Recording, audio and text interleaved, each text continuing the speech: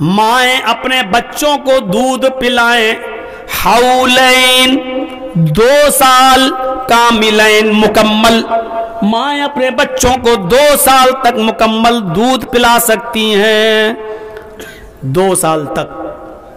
حولین کافی تھا لیکن کاملین تاکید کے لیے لائے تاکہ پتہ چل جائے مکمل 2 سال تک پلا سکتی ہیں، لیکن 2 سال سے 1 دن بھی آؤ ایک اور غلطی بتاتا ہوں، لیکن قرآن و حدیث کی دلیل آ جانے کے بعد کیسے انہوں نے سر تسلیم خم کر لیا، اپنے آپ کو سرنڈر کر دیا۔ میری بہنیں سنیں، یہ ان کے لیے زیادہ سوٹ کرے گی، میری ماں اور بہنیں سنیں، یہ ان کے لیے زیادہ فائدہ مند ہے یہ نصیحت۔ میرے بھائیو، حضرت عثمان غنی رضی اللہ تعالیٰ عنہ، تیسرے خلیفہ، ابو بکر کے بعد عمر، عمر کے بعد حضرت عثمان غنی کے زمانے میں ایک صحابی آئے اور آ کر کہنے لگے امیر المومنین میری شادی کو 6 مہینے ہو گئے۔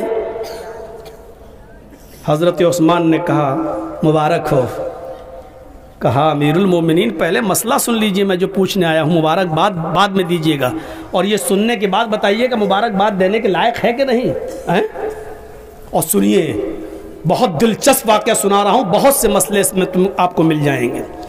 اس نے کہا امیر المومنین میری شادی کو 6 مہینے ہو گئے اور آپ مبارک بات دے رہے۔ کہا شادی کی مبارک بات دے رہا ہوں؟ کہ نہیں پہلے سن لیجئے۔ کہا کیا؟ شادی کو 6 مہینے ہوئے اور 6 مہینے کے بعد میری بیوی سے بچہ پیدا ہو گیا۔ کیا 6 مہینے میں بھی بچہ پیدا ہوتا ہے؟ 6 مہینے میں بھی کوئی بچہ پیدا ہوتا ہے؟ وہ صحابی کیا پوچھنا چاہتے ہیں آپ سمجھ رہے ہیں؟ پوچھنے کا مقصد یہ ہے کہ امیر المومنین یہ بچہ جو پیدا ہوا ہے 6 مہینے کے بعد میرے گھر میں میری بیوی نے جو پیدا کیا ہے، یہ بچہ جائز ہے کہ ناجائز؟ یعنی اس بچے کو میں اپنا بیٹا مانوں یا کسی دوسرے کا؟ ایسا تو نہیں کہ میری شادی سے پہلے میری بیوی نے کہیں منہ کالا کیا ہو اور یہ دوسرے کا بچہ ہو۔ حضرت عثمان غنی جذبات میں آ کر کہتے ہیں بالکل تمہاری بیوی نے منہ کالا کیا۔ 6 مہینے میں کوئی عورت بچہ پیدا کرتی ہے؟ نہیں، آج تک 6 مہینے میں کسی نے کوئی بچہ پیدا نہیں کیا، لہذا ضرور تمہاری بیوی بد چلن رہی ہے۔ ظلم ایک اور یہ کیا کہ حضرت عثمان نے اعلان کر دیا لوگوں اس کی بیوی بد چلن ہے، اگلے جمعے کو اس کی بیوی کو لایا جائے گا، سینے کے برابر زمین میں گاڑ کر پتھروں سے مار مار کے رجم کر دیا جائے گا، اس کی بیوی بد چلن ہے، اس کو قتل کر دیا جائے، اگلے جمعے میں لا کر اس کو پتھروں سے مار مار کے مار ڈالا جائے، ختم کر دیا جائے۔ یہ فتویٰ کس نے دیا؟ تیسرے خلیفہ نے، عثمان غنی نے۔ کتنی بڑی غلطی! تیسرا خلیفہ کیا کہا؟ نہیں، 6 مہینے میں بچہ پیدا نہیں ہوتا ہے، ہوا ہے تو غلط ہوا ہے اور تمہاری بیوی ضرور بد چلن ہے۔ اور جب بد چلنی ظاہر ہو گئی ہے، بچہ بھی اس نے پیدا کر دیا ہے، اب گواہوں کی ضرورت بھی نہیں۔ 6 مہینے میں جب بچہ پیدا ہو گیا، اس بچے کی پیدائش نے یہ بتا دیا کہ یہ بیوی بد چلن ہے، غلط ہے، اس لیے اب گواہ کی ضرورت نہیں، اس کو پتھروں سے مار مار کے ختم کر دیا جائے گا، مار ڈالا جائے گا، سنسار کر دیا جائے گا، رجم کر دیا جائے گا۔ اب یہ چرچے ہو ہی رہے تھے کہ یہ خبر حضرت علی رضی اللہ تعالیٰ عنہ کو مل گئی اور کسی نے بتایا اے علی، عثمان غنی نے ایک عورت کو سنسار کرنے کا حکم دے دیا ہے، جمعے کے دن عورت کو سنسار کیا جائے گا۔ کہا کیوں؟ زنا کیا ہے؟ کہا نہیں، شادی کے 6 مہینے کے بعد اس کے بچہ پیدا ہو گیا ہے، اس کے شوہر نے مسئلہ پوچھا کہ یہ بچہ میرا جائز کہ ناجائز؟ عثمان غنی نے کہا ناجائز، بچرن عورت ہے، اس کو سنسار کر دو۔ حضرت علی نے کہا یہ عثمان نے کیا کیا؟ دوڑتے ہوئے آئے، ابھی مسجد کے اندر لوگ بیٹھے ہوئے تھے، ابھی چرچا چلی رہا تھا، اس کا شوہر ابھی گیا نہیں تھا کہ حضرت علی نے فرمایا آئے عثمان امیر المومنین، کیا آپ نے ایسا فتویٰ دیا ہے؟ ہاں۔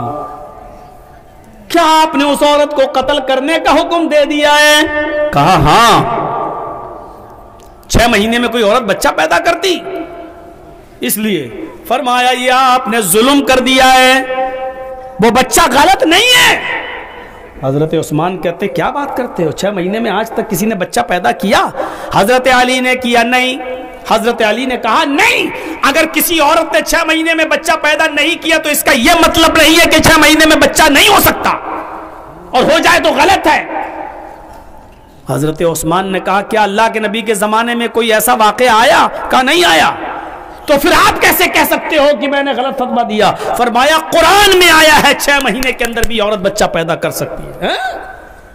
عثمان غنی کہتے ہیں اے علی کیا قرآن میں نہیں پڑھتا ہوں؟ مجھے تو آج تک نہیں دکھائی دیا، تم کیسے کہہ رہے ہو؟ حضرت علی نے کہا میں آپ کو دلیل دیتا ہوں قرآن سے۔ جلدی بتاؤ، میں نے تو قتل کا حکم دے دیا، جلدی بتاؤ دلیل کہاں ہے؟ حضرت علی نے فرمایا اے عثمان قرآن میں آپ نے یہ آیت پڑھی کہ نہیں پڑھی؟ والوالدات یرضعن اولادہن حولین کاملین۔ ہاں پڑھی ہے، یہ تو قرآن میں ہے۔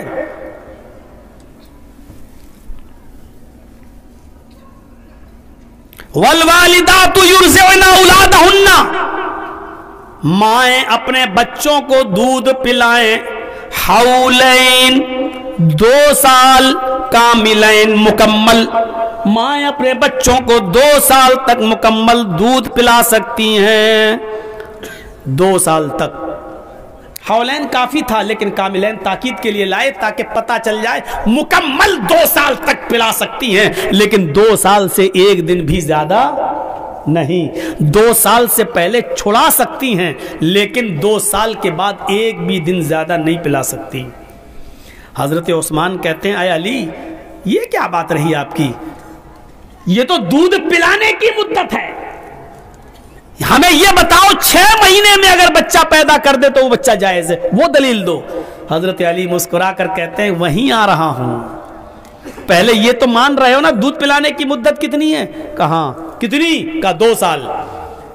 کہا آئے عثمان اب قرآن پڑھیے، اللہ تعالیٰ قرآن میں دوسری جگہ فرماتا ہے وَفِصَالُهُ فِي يَوْمَيْنِ، مائیں اپنے بچوں کا دودھ چھڑائیں 2 سال میں۔ ادھر کیا تھا؟ پلائیں 2 سال تک، اس میں کیا ہے؟ چھڑائیں 2 سال میں، یعنی 2 سال تک پلا سکتی ہیں، 2 سال سے اوپر نہیں۔ 2 سال سے پہلے چھڑا سکتی ہیں لیکن 2 سال کے بعد نہیں۔ حضرت عثمان نے کہا مارو گھٹنا پھوٹے سر، بات تو ایک ہی ہے، چاہے ادھر سے کان پکڑو چاہے ادھر سے کان پکڑو، بات تو ایک ہی ہے۔ اے علی ارے پلاؤ 2 سال تک یا چھڑائیں 2 سال میں، بات تو ایک ہی ہے۔ یعنی قرآن کی دونوں آیتیں یہ بتلا رہی ہیں کہ 2 سال سے زیادہ نہیں پلانا ہے، اور دوسری آیت یہ بتا رہی ہے کہ 2 سال سے پہلے چھڑا سکتے ہو لیکن 2 سال کے بعد نہیں پلا سکتے ہو، بات تو ایک ہی ہے۔ فرمایا 2 سال تک پلانے کی بات کو ہم نے آپ کو ثابت کر دیا کہ دودھ پلانے کی مدت کتنی ہے؟ 2 سال، اور چھڑانے کی مدت کتنی ہے؟ کہا 2 سال۔ 2 سال کے اندر چھڑاؤ، تو مان لیا۔ کہا کیوں نہیں مانیں گے، قرآن کی آیت ہے۔ حضرت علی کہتے ہیں اب سنو 6 مہینے میں بچہ پیدا ہو جائے تو وہ جائز ہے، اب سنو دلیل۔ حضرت عثمان نے کان لگا دیے، بتاؤ کیا ہے؟ کہا اللہ تیسری جگہ فرماتا ہے قرآن میں وَحَمْلُهُ وَفِصَالُهُ 30 شَهْرًا، حَمْلُهُ وَفِصَالُهُ 30 شَهْرًا، عورت کے حمل کی مدت اور دودھ چھڑانے کی مدت 30 مہینے ہے۔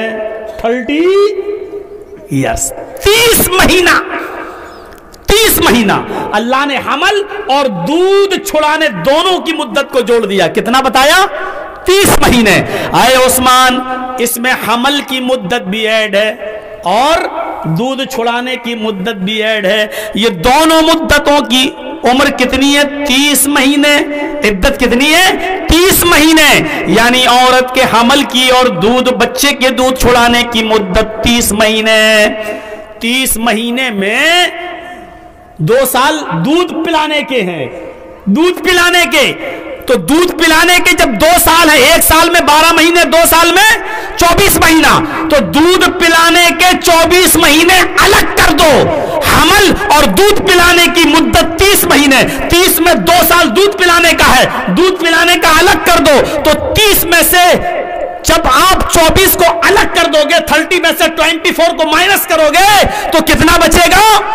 حضرت عثمان نے کہا 6 بچے گا۔ فرمایا یہی حمل کی مدت ہے، وَحَمْلُهُ وَفِصَالُهُ، حمل کی اقل مدت 6 مہینہ ہے، کیونکہ 24 مہینہ تو دودھ پلانے کے چلے گئے، جب 24-30 میں سے 24 ادھر چلے گئے تو حمل کے کتنے بچے؟ کہا 6، کہا یہی 6 مہینے اقل مدت ہے، یعنی عورت شادی کے 6 مہینے کے بعد بھی اگر بچہ پیدا کر دے تو وہ بچہ جائز مانا جائے گا اور اسی شوہر کا مانا جائے گا جس سے اس عورت کی شادی ہوئی ہے۔ حضرت عثمان غنی رونے لگے اور روتے ہوئے کہتے ہیں کہ علی اگر آج تم نہیں آئے ہوتے تو عثمان قاتل ہو جاتا، ایک عورت کو بلا قصور قتل کروا دیتا، ایک عورت کو مروا دیتا، ایک عورت کا خون میرے اوپر آ جاتا۔ حضرت عثمان سے اتنی بڑی غلطی ہو گئی کہ ایک عورت کے قتل کا حکم ہی دے دیا، لیکن جب قرآن کی آیتیں ان کے سامنے آئیں تو انہوں نے فوراً تسلیم کر لیا اور کہا نہیں اے علی اگر آج تم نہیں آئے ہوتے تو میں قاتل ہو جاتا۔ میرے پیارے ساتھیوں، یہی اہل حدیثیت ہے، یہی سلفیت ہے۔ جب کوئی آدمی غلطی کر دے جب تک کر رہا ہے ٹھیک، لیکن جب قرآن و حدیث کی دلیل آ جائے تو پھر اس کو غلطی چھوڑنا پڑے گی اور اس کو قرآن و حدیث پر عمل کرنا پڑے گا۔ یہی دلیل ہے، یہی سلفیت ہے، یہی اہل حدیثیت ہے، اور جرجیس نے اپنی پوری زندگی میں اسی کی دعوت دی ہے۔ ہم نے اپنا 20 سال پرانا وہ دور بھی دیکھا ہے، اسی کلیا چک اور 5 تلہ مسجد کے لوگوں نے کس طریقے سے بلیا ڈانگا میں آ کر ہم پر حملہ کیا تھا۔